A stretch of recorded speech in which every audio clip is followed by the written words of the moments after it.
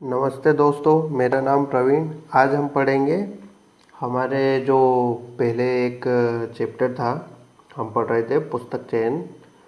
उससे पहले हमने पढ़ा था पुस्तक चयन के सिद्धांत। तो आज आप इसके नोट्स बना लीजिएगा। इसमें बहुत सारे एमसीक्यू बनते हैं, सीधे सीधे एग्ज़ाम में आते हैं और कौन जाने कौन सी एग्ज़ाम में सीधे से आ जाए। तो ये इसलिए भी एक ज़रूरी है कि आने वाले टाइम पे अगर आप लाइब्रेरियन बनते हैं तो लाइब्रेरियन बनने के बाद में आपको पुस्तक सिलेक्शन करनी पड़ेगी। मतलब टोटल मिला के बुक सिलेक्शन तो लेना ही लेना पड़ेगा कि आपको बुक्स आपकी लाइब्रेरी के लिए कहाँ से लानी है, और उसी के ऊपर ये पूरा टॉपिक चल रहा है।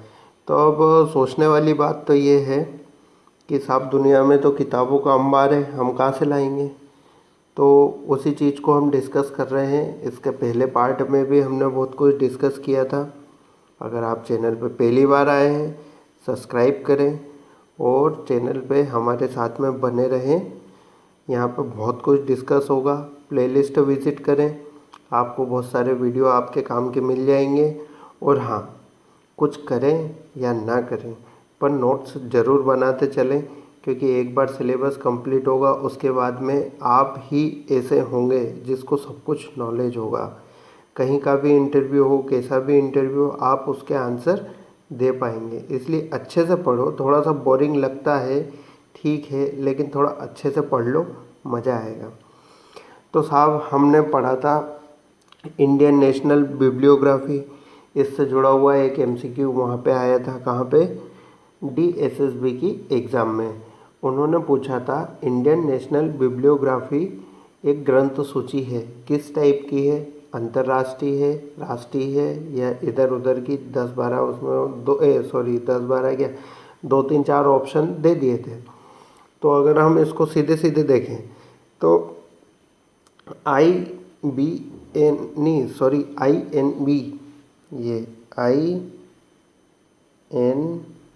INB ये क्या है? Indian national bibliography. और ये भारत की एक राष्ट्रीय ग्रंथ सूची है जो कहाँ से आती है? कलकत्ता से आती है। ध्यान रखना, ये एमसीक्यू अभी डीएसएसबी में पूछा था, ये आपके काम आएगा।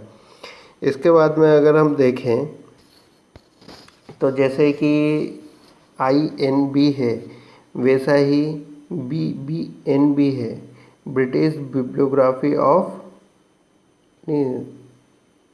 ब्रिटिश बिब्लियोग्राफी ऑफ लंदन, ऐसा कुछ है, लेकिन उसको BBN बोलते हैं। आप ध्यान रखना, कभी एकदम से एग्ज़ाम में आ जाए तो आप समझ लेना, ठीक है। तो हम पढ़ रहे हैं साहब उसी के बारे में, ब्रिटिश नेशनल बिब्लियोग्राफी लंदन, ठीक है। तो अब इसका क्या करना है साहब? तो इसमें सबसे पहले तो ये ब्रिटिश लाइब्रेरी बिब्लियोग्राफिकल सर्विस की जो डिवीज़न है, ये जो British library bibliography service division, ये क्या करता है कि वीकली, हर सप्ताह अपनी ग्रंथ सूची जारी करता है। और ग्रेट ब्रिटेन से जितने भी नवीनतम ग्रंथ प्रकाशित होते हैं वो इसके अंदर होते हैं। तो अब समझ में आया कि मतलब हमको इंग्लैंड से या ब्रिटेन से रिलेटेड जो भी बुक इंपोर्ट करनी है हमारी लाइब्रेरी के लिए, तो वो कहाँ से करेंगे? हम यहीं से सिलेक्ट करेंगे। यहाँ की हम सूची देखेंगे, नए नए जो भी प्रकाशित ग्रंथ आए हैं उनको देखेंगे और फिर हम उनमें से सिलेक्ट करके ऑर्डर करके हमारी लाइब्रेरी में बुलवा लेंगे, ठीक है। ऐसा नहीं है कि साहब हमने टिकट कटाया और चले गए एरोप्लेन में बैठ के, बोले कि अब तो आज तो ब्रिटेन ही घूमेंगे, अगली बार अपन अमेरिका चलेंगे। तो ऐसे तो आप साल भर घूमते ही रहोगे, किताबें नहीं ला पाओगे। फिर इसके बाद में आता है, इसमें होता क्या क्या है साहब, ये कि कौन से ग्रंथों पर आधारित होती है? तो ये आधारित होती है 1911 के कॉपीराइट अधिनियम के अंतर्गत प्राप्त ग्रंथों पर आधारित। ये मासिक भी होती है, त्रैमासिक भी होती है, अर्धवार्षिक भी होती है, वार्षिक भी होती है, पंचवार्षिक भी होती है। ये सारे अंक इसमें प्रकाशित होते हैं और इन सभी की लिस्ट इसके अंदर जारी होती है। फिर आता है इसमें जो भी एडिशन है इसके, जैसे कि फर्स्ट एडिशन आया, सेकंड एडिशन आया, थर्ड एडिशन आया, इतने सारे जो भी संस्करण आते हैं, तो इन संस्करणों का क्लासिफिकेशन किस हिसाब से होता है? तो ये होता है डीवे डेसिमल क्लासिफिकेशन, मतलब डीडीसी। ओके। फिर इसके बाद में इसके अंदर और क्या क्या होता है? तो इसके अंदर मुद्रित मतलब छपी हुई सामग्री भी होती है। माइक्रोफोन नहीं है, माइक्रोफॉर्म है वो। तो माइक्रोफॉर्म और जो भी हम मशीन से रीडेबल जो भी मटेरियल होता है, जैसे कि कार्ड वगैरह हो गए, डिस्क वगैरह हो गए, तो ये सब भी इनमें प्रकाशित होते हैं कि साहब कहाँ पे कौन सी डिस्क लॉन्च हुई, कहाँ पे कैसे कार्ड मिल रहा है, जिससे हम क्या कर सकते हैं। तो ये सब क्या होता है? यंत्र पठनीय डाटा, मतलब मशीन रीडेबल मटेरियल। ओके। अब इसमें कुछ अपवाद भी है। अपवाद, अब अपवाद कैसे? अपवाद हमेशा ढीठ होते हैं, जिधर सब लोग जाते हैं उधर ये नहीं जाते, ध्यान रखना है, इसीलिए इनको बोलते हैं अपवाद। तो जो अपवाद होते हैं उनको क्या है, इस लिस्ट में शामिल नहीं करते। तो वो भी देख लेते हैं साहब कौन कौन से ढीठ अपवाद हैं। तो ये अपवाद हैं सामयिक प्रकाशन। सामयिक प्रकाशन मतलब करंट अफेयर। तो ये क्या करंट अफेयर को इसमें शामिल नहीं करते होंगे? सोचने वाली बात है, जब करंट लिस्ट दे रहे हैं तो करंट अफेयर तो आया ही आया। तो साहब ये क्या करते हैं कि जो करंट अफेयर का प्रथम अंक, मान लो कोई न्यूज़पेपर है, उस न्यूज़पेपर में खबरें छप रही है या फिर कोई नई बुक आई है, तो उसका जो पहला अंक मतलब फर्स्ट एडिशन है वो, और उसके बाद में उस एडिशन के जो नाम बदल बदल के टाइटल दे दिए इनने। जैसे कि बहुत सारी बुक नहीं होती रामायण, तो रामायण को बोल दिया है कि वो वाल्मीकि की रामायण है। एक और रामायण थी, उसको कह दिया कि ये साहब दूसरे किसी राइटर की रामायण है। एक और रामायण थी, वो और किसी की बता दी। तो उस हिसाब से ये क्या करते हैं, परिवर्तित आख्या को छोड़कर। अब ये आख्या क्या है? ये हिंदी मीडियम वालों को अगर कभी सीधा सीधा एग्ज़ाम में दे दिया ना कि आख्या क्या होता है, तो होश उड़ जाएंगे। आख्या मतलब टाइटल। तो जो भी परिवर्तित टाइटल रहती हैं उनको सबको छोड़ के इसमें शामिल नहीं किया जाता, उनको सबको छोड़ दिया जाता है। ठीक है। फिर आती है संगीतात्मक कृति। तो जो भी कोई सी भी, जैसे कि संगीत से जुड़ी हुई कोई सी भी कृति है जिसमें संगीत की अहम भूमिका है, ये इस लिस्ट में उसको प्रकाशित नहीं करते हैं। फिर मानचित्र। अब मानचित्र तो क्या है, कोई भी सब अपने अपने हिसाब से बना लेते हैं, इसलिए इसको भी प्रकाशित नहीं करते हैं। कुछ सरकारी प्रकाशन, जो मोस्ट इम्पोर्टेंट प्रकाशन होता है, वो दूसरे देशों में क्यों देंगे, इसलिए वो क्या करते हैं, अपने देशों में ही प्रकाशित कर लेते हैं, वो भी इस लिस्ट में नहीं देते हैं। फिर आता है ब्रिटिश प्रशासनिक विवरण रहित प्रकाशन। जब उसमें विवरण ही नहीं होगा प्रकाशन तो क्यों करेंगे। और सस्ता साहित्य। सस्ता साहित्य से मतलब गुणवत्तापूर्ण साहित्य जो नहीं है वही शामिल होता है सस्ते साहित्य में।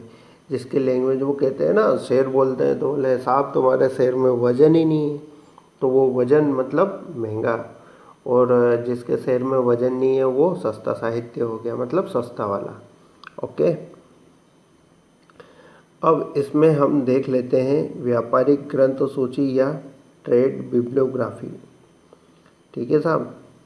तो व्यापारिक ग्रंथ सूची और ट्रेड बिब्लियोग्राफी ये क्या चीज़ होती है? तो जो व्यापार करने के उद्देश्य से जो बहुत सारी कंपनी, बहुत सारे प्रकाशन, बहुत सारे जो विक्रेता, ये सब मिलके क्या करते हैं, टीम बना के काम करते हैं और किताबें प्रकाशित करते हैं। अब किताबें भी कैसी कैसी, तो जो भी अलग अलग कंट्री है वो अपने अपने इंटरेस्ट के हिसाब से अपनी अपनी बुक्स मतलब पब्लिश करते हैं। अब उसमें अगर हम देखें तो क्या होता है कि ये एक तो लाभ प्राप्त करने के उद्देश्य से करते हैं, मतलब किताबें बिके ऐसी किताबें ही रखते हैं अपने उसमें, ऐसी नहीं रखते हैं कि शोध ग्रंथ वगैरह। अब इसमें ग्रंथ एवं पुस्तिकाएं सम्मिलित कर लेते हैं। ठीक है। इसके अपोजिट इसमें शोध प्रबंध रिपोर्ट तथा जो भी समितियों के प्रकाशन होते हैं उसको ये शामिल नहीं करते हैं। देश के जो भी समिति के प्रकाशन होते हैं उसको ये अपने लिस्ट में शामिल नहीं करते हैं। अब इस चीज़ को याद रखना है, यहाँ पे एमसीक्यू बनेगा कि कौन सी मतलब लिस्ट है जिसमें शोध प्रबंध रिपोर्ट शामिल नहीं होती है, तो वो ये वाली लिस्ट है। ठीक है, ट्रेड बिब्लियोग्राफी। और इसका इसीलिए महत्व कम होता है, क्योंकि इसमें शोध से रिलेटेड चीज़ें नहीं है, ज्ञान की चीज़ें नहीं है, बस किताबें हैं। तो हम हमारे इंटरेस्ट के हिसाब से बस किताबें चूज़ कर लेते हैं, बाकी ज़्यादा इस पर ध्यान नहीं दिया जाता है। ठीक है दोस्तों, ये मेरा टेलीग्राम ग्रुप है, आप ज्वाइन करें तो आपको न्यूज़पेपर, आर्टिकल वगैरह आपको सब कुछ मिलेगा, एमसीक्यू वगैरह सब टोटल चीज़ें मिलेगी लाइब्रेरी से रिलेटेड। तो आप इसे ज्वाइन कीजिएगा। ये मेरा ईमेल एड्रेस, आपको किसी भी प्रकार की कोई डाउट वगैरह हो तो आप ईमेल कर सकते हैं। अब हम आते हैं साहब, हमने वो देखा, उसके बाद में हम अब यहाँ से चालू होते हैं हमारे एमसीक्यू, बहुत खतरनाक। जैसे कि BEPI, ये क्या है?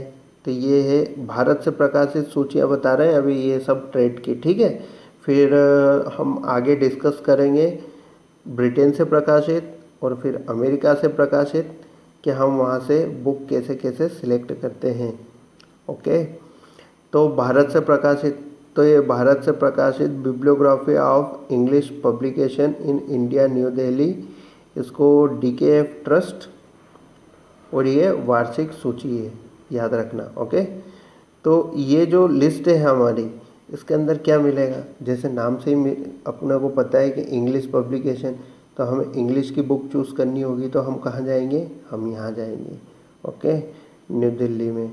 और फिर इसके अंदर अंग्रेजी के महत्वपूर्ण ग्रंथ भी होते हैं, और सूची के 3 भाग में सूची होती है। कौन सी? एक तो राइटर, फिर टाइटल, फिर सब्जेक्ट। ओके, तो इस चीज़ को याद रखना। फिर अगली बार आती है बुक्स ऑन इंडिया। अब ये MCQ बनता है आपके सीधे कि BPI कहाँ से लॉन्च होती है या कहाँ से प्रकाशित होती है? तो नई दिल्ली से होती है। ठीक है, फिर ये दे देंगे bibliography of English publication in India, new Delhi. ये जो है कौन सी पत्रिका है? तो ये वार्षिक है। तो ये छोटे छोटे MCQ ही हमको दुख देते हैं, इसलिए इसको एक बार डिटेल में पढ़ लो, अच्छे से नोट्स बना लो और पढ़ते चले जाओ। जितना पढ़ो बस उसको हल्का सा पढ़ लो, आपको कोई हराने वाला नहीं मिलेगा, और जीतना तो सभी को है, इसलिए हमें पढ़ाई करनी है और जीतना है। और एक ही बार तो तैयारी कर रहे हैं यार, बार बार थोड़ी नहीं करेंगे। फिर इसके बाद में आती है बुक्स ऑन इंडिया। तो इसमें आता है supplement to index India, Jaipur Rajasthan university से प्रकाशित होती है, और ये वार्षिक बुक लिस्ट है। ठीक है, अब इसमें क्या होता है, भारत से संबंधित जितने भी ग्रंथ हैं वो सभी सूची के अंदर प्रकाशित होते हैं। एक और MCQ मिल गया, भारत से संबंधित ग्रंथ सूची, जिसमें भारत से संबंधित ग्रंथ प्रकाशित हो, वो कौन सी है? तो वो है supplement to index India, Jaipur Rajasthan university, याद रखना, या फिर बुक्स ऑन इंडिया। ओके, अगली जो हमारी लिस्ट आती है वो आती है वाराणसी से, Indian books Varanasi, Indian bibliography centre वार्षिक। तो ये भी वार्षिक है। तो ये तीनों लिस्ट हमारी वार्षिक है, लेकिन इन तीनों की अलग अलग खासियत है। पहली वाली इंग्लिश की है, दूसरी वाली सिर्फ इंडिया की है, तीसरी वाली में क्या होता है कि भारत में जो प्रकाशित है वो, लेकिन जो रिप्रिंट है, पुनः मुद्रित, जैसे कि हमारी रामायण का पेटेंट या फिर जो भी कॉपीराइट एक्ट होगा वो कब होगा? लेखक की मृत्यु से टोटल मिला के 60 साल बाद तक। उसके बाद में आप भी रामायण लिख सकते हैं अपने हिसाब से, और उसका आपको कॉपीराइट मिल जाएगा। और ये क्या है? ये एक क्रमिक सूची है, मतलब क्रमवार आती है, सीधी सिगमेंटल, एक के बाद एक सिगमेंट से आती जाती है। ऐसा नहीं कि ये साल में एक बार आई या 2 बार आई, ये आती जाएगी। ठीक है, तो ये 3 लिस्ट हो गई इंडिया की सब, ये सब ट्रेड है, मतलब ट्रेड लिस्ट है।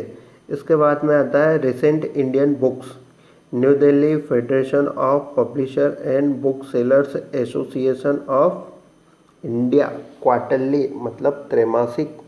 ये जो बुक लिस्ट है ये 3 महीने में एक बार प्रकाशित होती है, और इसमें क्या होता है, आने वाले जो नए अपडेट पब्लिकेशन होते हैं या पब्लिशर होते हैं, जो भी अपनी बुक्स नई छापते हैं, तो वो पहले आने से पहले ही लोगों को बताने के लिए, एडवर्टीजमेंट के लिए इस बुक के अंदर, इस लिस्ट के अंदर अपनी बुक की चर्चा कर देते हैं। तो याद रखना। फिर अगली लिस्ट आती है Indian books in print, bibliography of Indian books in English language of list in India, New Delhi, Indian bureau of bibliographic. तो अब इस चीज़ को समझना, Indian books in print bibliography. तो ये इंडियन बुक्स इन प्रिंट, ये इसका पहले का सेगमेंट है जो लिस्ट के नाम से चलता है। फिर इसको जारी कौन करता है? इसको जारी करता है bibliography of India books in English language of list in India, ये इसको जारी करते हैं नई दिल्ली से। और इंडियन ब्यूरो ऑफ बिब्लियोग्राफिक, ये इस लिस्ट का नाम है। ओके, ये भी 3 खंडों में प्रकाशित होती है। पहला खंड लेखक मतलब राइटर, दूसरा अध्याय, दूसरा मतलब इसमें आख्या मतलब टाइटल, तीसरा विषय प्रविष्टि, जो भी अपने सब्जेक्ट से रिलेटेड जो भी इंक्वायरी होती है और जो भी सब्जेक्ट से रिलेटेड फैक्ट होते हैं वो सब तीसरी लिस्ट में होते हैं। और जो तीसरी लिस्ट को हम व्यवस्थित करते हैं या तीसरी लिस्ट जो हमारे सामने व्यवस्थित होके आती है, तो वो कौन सी होती है? तो वो डीडीसी के हिसाब से मतलब सेट होती है। उसके जो भी संस्करण होते हैं वो डीडीसी के हिसाब से होते हैं, डीसी नहीं, डीडीसी के हिसाब से। तो इन चीज़ों को याद रखना। आज के लिए इतना ही, हम जल्दी मिलेंगे। अभी बीच में तबीयत ख़राब हो गई थी और जानते ही हो कोरोना का काल चल रहा, तो थोड़ा टाइम लग गया, लेकिन ठीक है। तो अब वापस आ गए हैं, कंटिन्यू बने रहेंगे, तो आप भी हमारे साथ में बने रहिएगा। धन्यवाद, नमस्ते, जय हिंद, जय भारत।